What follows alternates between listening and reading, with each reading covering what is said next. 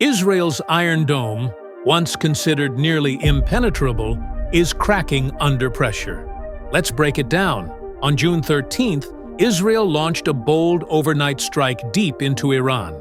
Using F-35s, Heron drones, and F-15s, they hit radar sites, missile launchers, and command centers.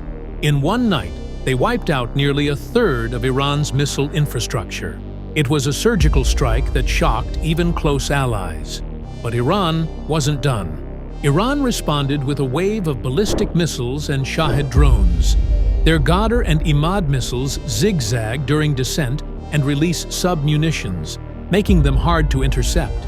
Cheap drone swarms overwhelmed Israel's multi-layered defense.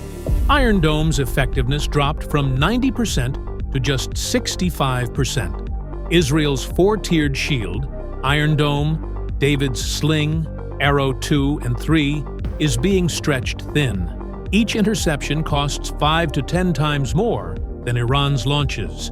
And Iran hasn't even used its deadliest missiles yet, like the Mach 13 Fateh 1. Now, with hits on Tel Aviv and critical infrastructure, Israel faces a new kind of threat.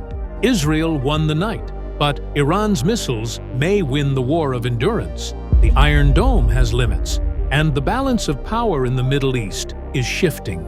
Comment your thoughts and subscribe for fast, fearless war updates.